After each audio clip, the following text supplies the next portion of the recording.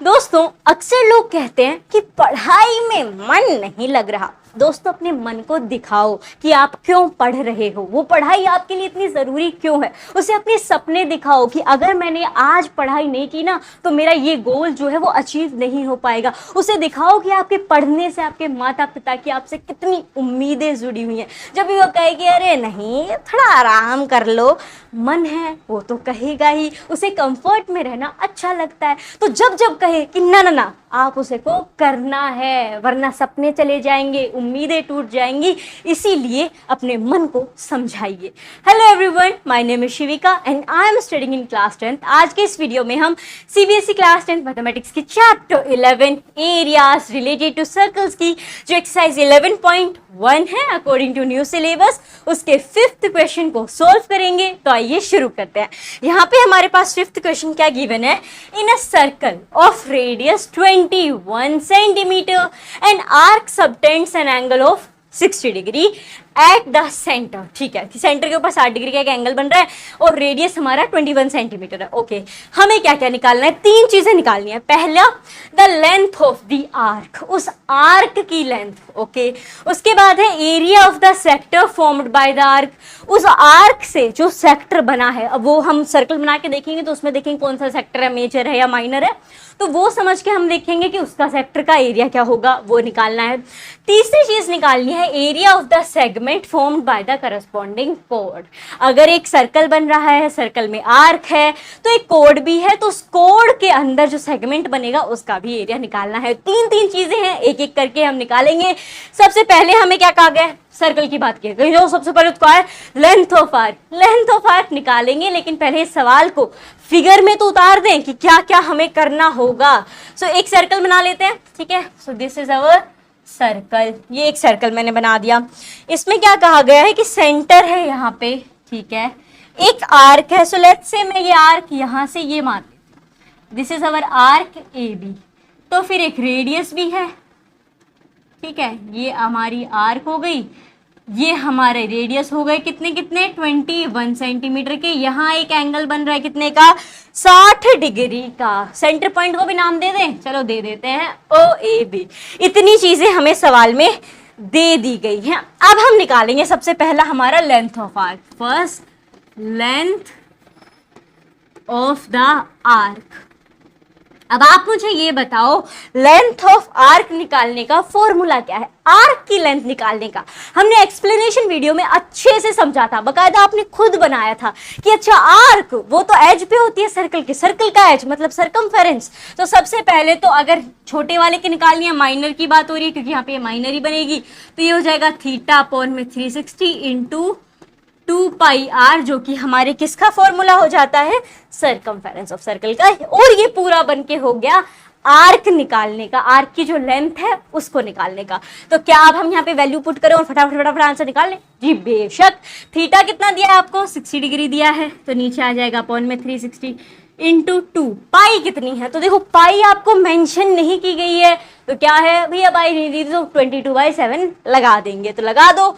ये हो जाएगा इंटू 22/7। रेडियस कितना है? Radius is 21। आगे बढ़ी, 0 से 0 काट देंगे, काट दिया। 6 1 जा 6, 6 6 जा 36 काट दिया। 2 1 जा 2, 2 3 जा 6, 7 1 जा 7, 7 3 जा 21। उसके बाद क्या बच गया? यहाँ पे 3, 3 से 3 हमारा यहाँ पे चला गया, क्या बचा ऊपर? 22। दैट इज 22 सेंटीमीटर स्क्वायर हो जाएगी length of the arc. Arc की लेंथ है 22 सेंटीमीटर स्क्वायर। पहला पार्ट हो गया है आपका सोल्व। आगे बढ़ते हैं, यहाँ पे कर लेते हैं दूसरे वाले को, दैट इज सेक्टर का एरिया निकालना है। ठीक है, इसी के नीचे कर रही हूँ, दूसरे कलर से करते हैं ताकि आपको ये रहे कि भैया कौन सा किसका है, अलग अलग डिफरेंशिएट कर पाओ। Area of the sector formed by the arc. अब इस आर्क से देखोगे तो यहाँ पे एक सेक्टर बना, कौन सा? पिज्जा का एक piece, that is minor sector. तो हम यहाँ सीधा सीधा लगा देंगे area of sector. Minor sector का फॉर्मूला क्या है? अब तक आपको फॉर्मूले याद हो जाने चाहिए, बहुत ही आसान है। थीटा अपॉन में 360 और एरिया ऑफ सर्कल लगा दो, that is pi r square. Theta कितना है अपना? थीटा अपना 60 डिग्री है, तो 60 लगा देंगे, नीचे आ जाएगा 360 गुणा में 22/7 into r square that is 21 into 21। ठीक है, इसे और छोटा कर देंगे, थोड़ा सा स्पेस मिल जाए यहाँ पे। अब इनकी हमें क्या करनी है, कुछ भी नहीं, काटा पीटी करनी है। काटो पीटो, इधर का उधर करो, आपका आंसर आ जाएगा। 0 से 0 कट गया, 6 1 जा 6, 6 6 जा 36 हो गया। यहाँ पे 2 से हो जाएगा ये, 2 1 जा 2, 2 1 जा 2, 2 3 जा 6, 7 1 जा 7, 7 3 जा 21 हो जाएगा। और यहाँ पे भी इसे काट सकते हैं 3 से 3। अब 11 इंटू 21 कर दो। सो 11 इंटू 21 हम करेंगे, so we will get 231 centimetre square. और ये निकल के आ गया हमारे सेक्टर का एरिया। जी हाँ, इतना आसान है ये।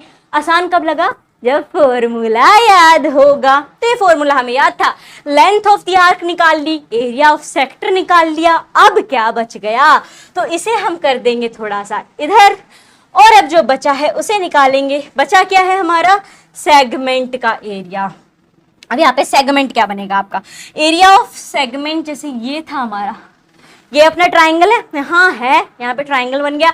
सर्कल था, सर्कल में आर्क थी, आर्क में ट्राइंगल था, ट्राइंगल के अंदर अब कोड भी आ गई। तो अब ये आपकी कोड बन गई यहाँ पे। ठीक है, अब हमें निकालना है इस कोड का एरिया। ये जो हरी हरी दिख रही है ना, ये घास नहीं है, ये आपके सेगमेंट है। ठीक है, तो इस सेगमेंट को निकालेंगे। वो हम कैसे निकालेंगे, अभी अभी हमने एक्सप्लेनेशन वीडियो में समझा था कि जब सेगमेंट निकालना हो तो देखो, ट्राइंगल बन रहा है, किस में बन रहा है, आर्क में बन रहा है। तो आर्क का जो एरिया है, यानी जो सेक्टर बना है हमारा माइनर सेक्टर, उस माइनर सेक्टर में से अगर हम इस ट्राइंगल को रफू चक्कर कर दें तो हमारे पास खाली खाली सेगमेंट बच जाएगा और निकल के आ जाएगा। वही हमें करना है, तो इसे हम कर देंगे। हमें निकालना है area of segment. So segment निकालने का, और स्पेशली माइनर सेगमेंट निकालना है, तो ये हो जाएगा एरिया ऑफ सेक्टर में से माइनस करेंगे एरिया ऑफ ट्रायंगल OAB। ठीक है, चलो अब आप ये बताओ, एरिया ऑफ सेक्टर तो आप ऑलरेडी निकाल चुके हो। हाँ, अभी तो हमने निकाला था, दैट वाज 231 सेंटीमीटर स्क्वायर। तो यही लिख दो, बार बार फॉर्मूला लिख के लगाने की जरूरत नहीं है, इसको सीधा लिख देंगे। अब कहोगे एरिया ऑफ ट्रायंगल OAB।